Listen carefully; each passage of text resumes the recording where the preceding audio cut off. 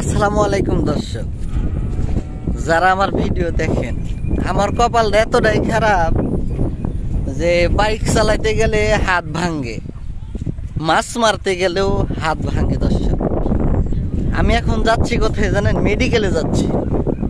এটা কিন্তু বন্যা প্লাবিত হয়েছে এলাকা, অনেকের বাড়িঘর সব ডুবে গেছে। এই যে দেখতে পাচ্ছেন, এই যে নৌকা দিয়ে পার হওয়া লাগবে।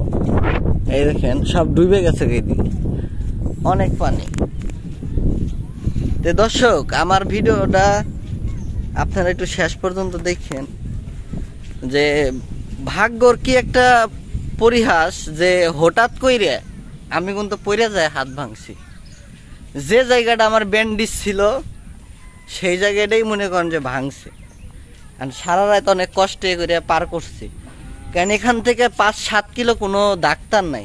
দুবাউরা যাইতে হইব, নাইলে দুর্গাপুর যাইতে হইব, নাইলে কনসেন্দুর বাজার যাইতে হইব। এদিকে ডাক্তার আছে, আর এগুলো সব বন্যায় ডুবে গেছে। বাইক থেকে লাভ নাই, বাইক চালানোর তো লোক লাগবে। বাইক চালানোর লোক নেই জন্য হচ্ছে যে আজকে এই হাইটে যাচ্ছি। তা আমার হাতটা আপনাদেরকে আমি দেখাবো না। এই যে দেখেন, আমি কিন্তু হাতটা কিন্তু গামছা দিয়ে ঝুলায় রাখছি, দেখছেন? আর আমরা কোন মেডিকেলে যাবো আপনাদেরকে আমি দেখাবো, তখন আমি লাইভ দিব সরাসরি। কারণ আজকালকার তো ডাক্তারেরা গেলে খালি আগে কয় টাকা আছে তাহলে চিকিৎসা আছে, আর টাকা না থাকলে চিকিৎসা নেই। যদি টাকা দিতে যদি 2 মিনিট দেরি হয় তাহলে আপনি অসুস্থ তো মরেও যাইতে পারেন, আপনার চিকিৎসা হইব না।